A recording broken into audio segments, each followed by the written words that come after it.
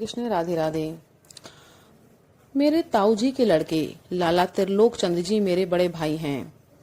उनके एक पुत्र बाबू महेंद्रपाल गोयल बीए एलएलबी वकील मेरे भतीजे हैं, जो गाजियाबाद में वकालत करते हैं।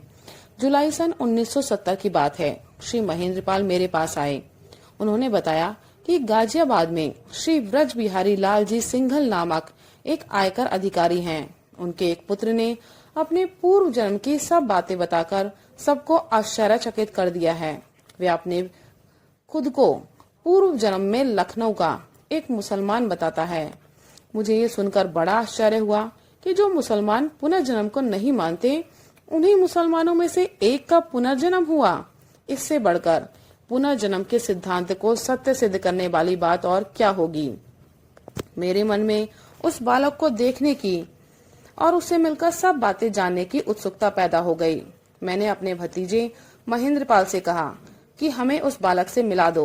उन्होंने कहा कि चाचा जी, मैं गाजियाबाद जाकर उन अधिकारी महोदय से आज्ञा प्राप्त करके आपको उससे मिलाने का प्रयत्न करूंगा।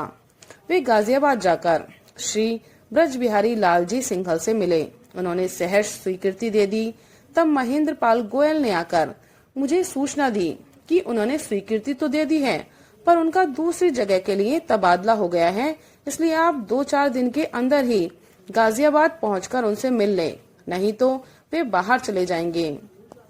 मैं दिनांक 11 जुलाई 1970 को गाजियाबाद जा पहुंचा और अपने भतीजे महेंद्रपाल गोयल को साथ लेकर उनकी कोठी पर गया। देखा तो उनके जाने की पूरी तैयारी हो चुकी थी और सामान ट्रक में भरा तैयार था, लेकिन उन लोगों ने उस स्थिति में भी हमें पूरा समय दिया। सब बड़े प्रेम से मिले।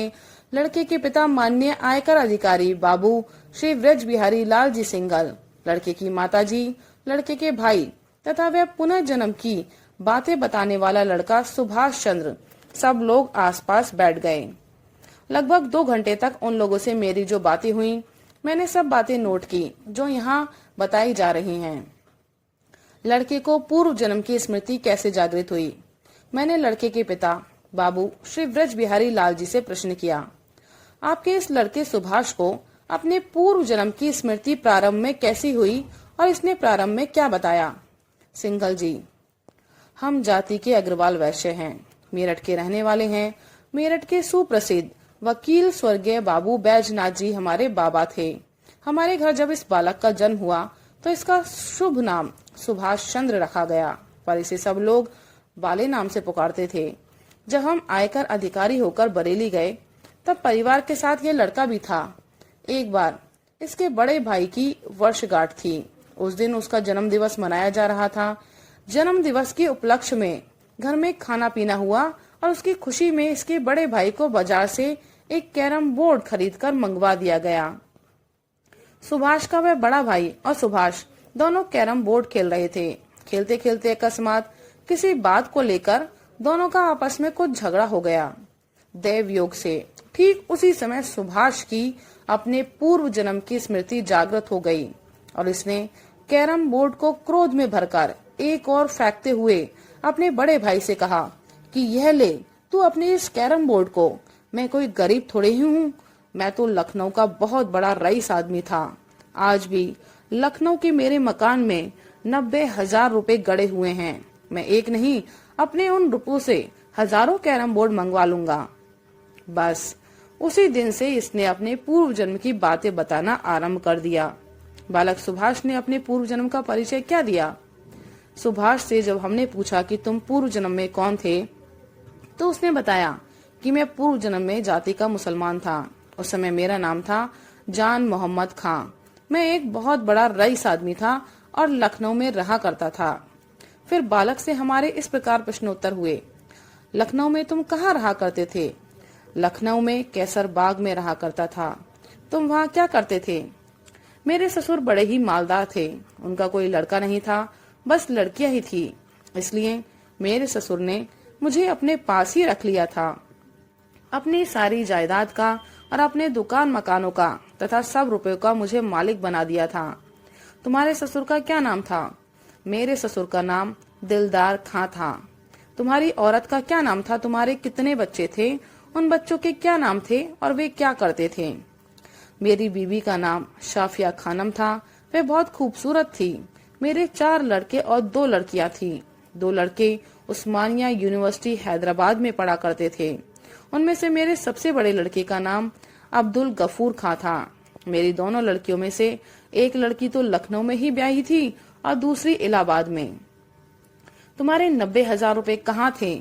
उनके अतिरिक्त तुम्हारे पास और भी रुपए थे क्या? और क्या तुम उस समय अपने पास कोई सवारी भी रखते थे? मेरे पास उस समय काफी रुपए थे। मैं बहुत बड़ा रईस आदमी था। मैंने अपने 90,000 रुपए एक जगह बिल्कुल गुप्त रूप से गाड़ कर रख छोड़े थे। उन रुपयों का मेरी बीबी शाफिया खानम को भी पता नहीं था। मैंने आयकर के डर से अपनी बीबी शाफिया खानम के नाम से स्टेट बैंक में अकाउंट खोल रखा था।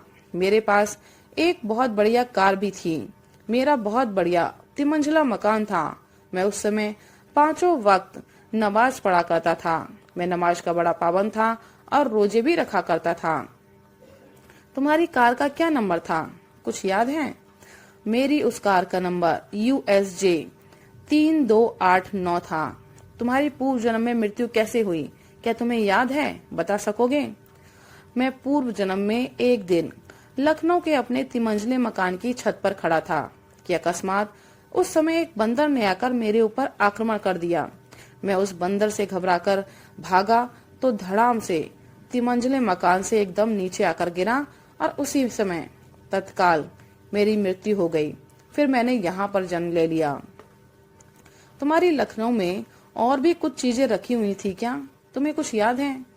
मुसलमान लोग सुरमा लगाने के बड़े शौकीन होते हैं, इसलिए मेरे पास उस समय सोने की 4 सुरमेदानियां थी जो मेरी अलमारियों में रखी रहा करती थी। बालक के पिताजी से प्रश्नोत्तर किए। उनसे जिन बहुत सी बातों का रहस्य उद्घाटन हुआ वे इस प्रकार हैं। प्रश्न: जिस प्रकार ये बालक बताता है कि मैं अपने पूर्व जन्म में 5 वक्त नमाज पढ़ा करता था और रोजे रखा करता था, तो क्या कभी इसके उस समय के मुसलमानी संस्कार इस जन्म में भी कुछ देखने में आए थे? सिंगल जी: एक बार की बात है, उस समय यह बहुत छोटा था। एक बार जब मुसलमानों का त्योहार अलविदा का जुम्मा आया, जो आखिरी जुम्मा था, तो इस बालक सुभाष ने अपनी माताजी से कहा, अम्मा, आज तो अलविदा का सबसे बड़ा जुम्मा है, इसलिए आज तो हमारे घर पर सेमी बननी चाहिए। कभी कभी ये नमाज का कपड़ा बिछाकर नमाज पढ़ने के लिए ऐसे बैठ जाता था जैसे कोई सधा हुआ पूरा मौलवी नमाज पढ़ता हो, जिसे देखकर बहुत आश्चर्य होता था। इसकी उस समय बहुत सी मुसलमानों वाली हरकतें देखकर बहुत से मनुष्य इसे हंसी में बाले की जगह बाले खां नाम से पुकारने लगे थे। यह भी मियाँ बाले खां नाम से चिढ़ता नहीं था। क्या कभी ये अपने पूर्व जन्म के बीवी बच्चों को भी याद किया करता था? बस यह ना पूछिए, यह अपनी शाफिया खानम बीबी की याद में बड़ा बेचैन रहा करता था। कभी कभी ऐसा होता था कि यदि हम लोग इसको साथ लेकर किसी रिक्शे में सवार हो जा रहे होते थे और यदि उसके आगे के दूसरे किसी रिक्शे में कोई मुस्लिम औरत बुर्का ओढ़े बैठी होती थी, तो हम यूं ही हंसी में से कह देते थे कि बाले देख, उस रिक्शे में तेरे पहले जन्म की बीवी शाफिया खानम बैठी हुई है। तो ये बालक हमारी बात सुनकर एकदम चौकन्ना हो जाता था और उसे देखने के लिए बड़ा लालायित हो उठता था और हमारी बात को सत्य मानकर अपने रिक्शे को आगे करने को कहता था तथा उसमें बैठी मुसलमान औरत को शाफिया खानम समझकर बड़े गौर से देखता था। बाद में भली प्रकार देख लेने पर बहुत निराश होकर कहता था, तुम झूठ बोलते हो, यह मेरी बीबी शाफिया खानम नहीं, वह तो बड़ी खूबसूरत औरत थी, यह तो काली है। जब ये छोटा था तो उस समय हमारे यहाँ एक नौकर रहा करता था जो कुछ पढ़ा लिखा भी था। वह नौकर इसे खिलाया करता था। यह उस नौकर से आग्रह किया करता था कि तू मेरी बीबी शाफिया खानम के नाम लखनऊ के पते पर पत्र लिख दे। वह नौकर इसका विशेष आग्रह देखकर इसे बहलाने के लिए यूं ही झूठ मूठ पत्र लिख देता था। यह उस पत्र को लिफाफे में बंद करवाता था और उस लिफाफे के ऊपर टिकट लगाने को कहता था। नौकर पुराने टिकट लेकर उस लिफाफे पर लगा देता था और बालक उसे लेटर बॉक्स में डालने को कहता था, तो वो मेरे तो वह उसके कहने के अनुसार लेटर बॉक्स में डाल आया करता था। मेरा लिखाया गया पत्र मेरी बीबी शाफिया खानम के पास अवश्य ही लखनऊ पहुंचेगा और मेरे इस पत्र का शाफिया खानम के द्वारा लिखा जवाब भी अवश्य ही आएगा। यह सोचकर यह बहुत खुश हो जाता था। पत्र के उत्तर की बड़ी प्रतीक्षा करता था और उत्तर न आने पर अत्यंत सुस्त और निराश हो जाता था। जब यह कुछ बड़ी आयु का हो गया तो टूटी फूटी भाषा में कुछ लिखने पढ़ने लगा, तो यह फिर अपनी बीबी शाफिया खानम के नाम लखनऊ के पते पर स्वयं अपने हाथ से टूटी फूटी भाषा में पत्र लिखता और उसे लिफाफे में बंद कर देता और नौकर को पैसे देकर डाक खाने से टिकट मंगाकर उन्हें स्वयं लिफाफे पर चिपकाकर उस नौकर को दे देता था कि इसे ले जाकर डाक खाने में डालाओ। नौकर इसको खुश करने के लिए लिफाफा डाक में डालने के लिए चला जाता था, पर डालता नहीं था क्योंकि हमने उसे मना कर रखा था। बाजार से आकर नौकर इससे कह देता था कि हमने तुम्हारा लिफाफा डाल दिया। यह अपने लिखे पत्र के उत्तर की बड़ी प्रतीक्षा करता था और अंत में उत्तर न आने पर बहुत दुखी और उद्विग्न हो उठता था। इसका यह सिलसिला बहुत दिनों तक जारी रहा, पर जब इसे अपने पत्र का एक भी उत्तर नहीं मिला तो फिर इसने भी पत्र डालने बंद कर दिए। इधर हम भी चाहते थे कि यह पिछली बातों को भूल जाए तो अच्छा है। व्यर्थ में ही यह अपने पूर्व जन्म की बातें याद करके परेशान होता है। क्या इसकी कार के नंबर तथा इसकी बताई लखनऊ की बातें ठीक हैं? आपने कुछ पता लगाया? बातें तो अक्षरशः सच ही थी। इसमें कोई संदेह नहीं कि यह पूर्व जन्म में मुसलमान था तथा लखनऊ में रहता था। जब इसकी पूर्व जन्म की बातें बताने का जनता को पता लगा तो इसे देखने के लिए दूर दूर से आदमी आने लगे।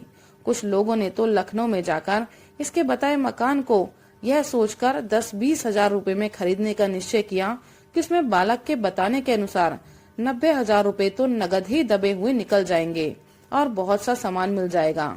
उन लोगों ने लखनऊ जाकर प्रयत्न भी किया, पर वे सफलता प्राप्त नहीं कर सके। एक सज्जन इसके बताने के अनुसार इसके पूर्व जन्म की कार का नंबर लिखकर ले गए। उन्होंने पता लगाने के बाद हमें सूचित किया कि वास्तव में इसने कार का जो नंबर बताया था वह ठीक था। यह सब सत्य घटना हमने स्वयं लखनऊ जाकर और सभी चीजों को जांचकर आपके सामने रखी है। जो मुसलमान कभी 3 काल में भी पुनर्जन्म के सिद्धांत को सत्य नहीं मानते, उन्हीं में से एक मुसलमान को स्वयं हिंदू घर में जन्म लेकर पुनर्जन्म के सिद्धांत को सबके सामने डंके की चोट सब प्रमाण सिद्ध करना पड़ा है। यह है सत्य सनातन धर्म और शास्त्र पुराणों का विलक्षण सिद्धांत, जो इस सत्य घटना से अक्षर अक्षर सत्य सिद्ध हो रहा है। राधे राधे, हरे कृष्ण।